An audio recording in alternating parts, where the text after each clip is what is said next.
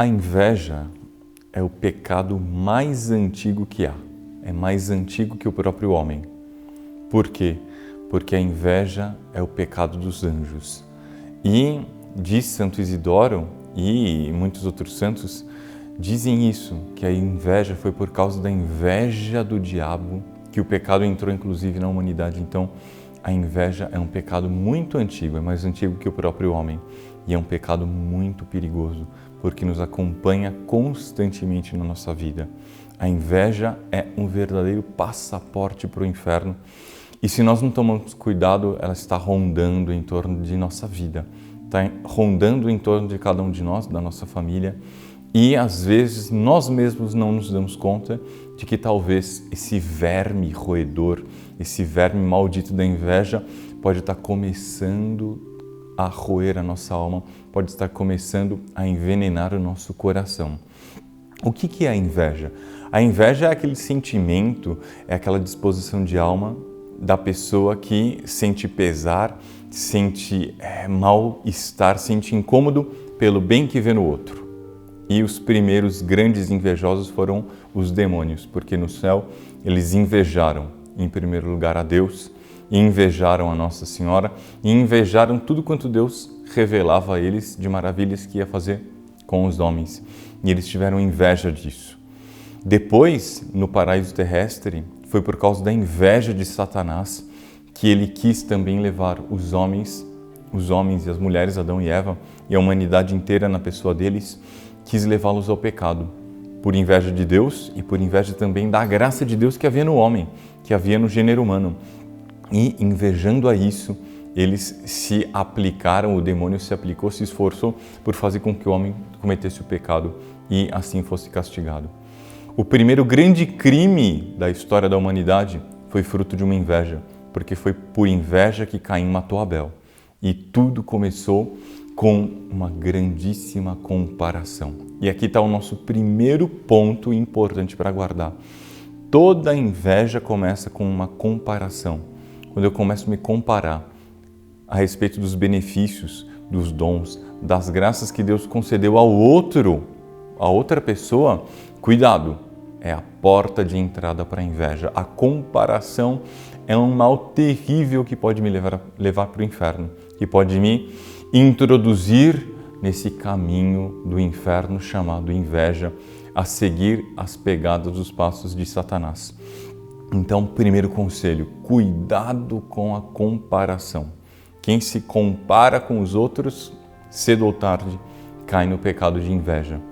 Inveja vem do latim invidia e tem uma etimologia curiosa, porque é olhar para dentro, ficar olhando para dentro. Quando eu começo a olhar muito para mim mesmo, para as minhas qualidades, para a minha fama, para a minha realização, eu deixo de olhar para os outros. E é por causa do orgulho, de ficar girando em torno de mim mesmo, girando em torno de mim mesma, é por causa desse orgulho que eu deixo de olhar para os outros. E tudo quanto acontece de bom com os outros, tudo quanto possa se passar de bom com os outros, dons, graças, benefícios, se eu estou muito voltado para mim mesmo, aquilo vai me incomodar, aquilo vai me entristecer. Então, cuidado com ficar considerando muito a si mesmo, as próprias qualidades, os próprios benefícios, os próprios dons. Isso fecha as minhas vistas para admirar os outros. Isso fecha as minhas vistas para amar o bem que Deus colocou nos outros. E o contrário da inveja é a admiração. Mas os sintomas da inveja, que começa muitas vezes com a comparação, são, em primeiro lugar, a tristeza. O invejoso é profundamente triste, ele é abatido, ele fica completamente desanimado.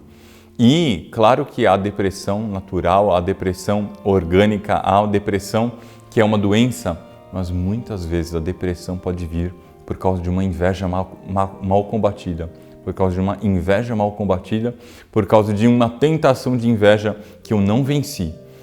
Então, primeiro sintoma, termômetro para a inveja, má tristeza, abatimento.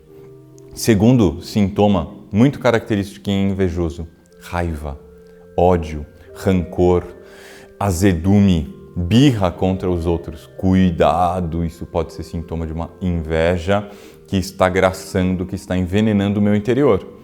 Então eu tenho que lutar contra isso. Como é que se luta contra a inveja? Como é que eu faço para evitar a inveja? A admiração. Admirar, ou seja, olhar para, me encantar com o benefício que Deus deu para os outros, porque o contrário da inveja é a caridade, é o amor a Deus. E se eu amo verdadeiramente a Deus, eu vou me alegrar, eu vou me contentar, eu vou ficar contente por ver os benefícios que o amor de Deus produz na vida dos outros, na alma dos outros. E eu vou me alegrar por isso, pela glória de Deus. E vou me contentar com que os outros sejam mais do que eu, porque Deus concedeu a eles mais.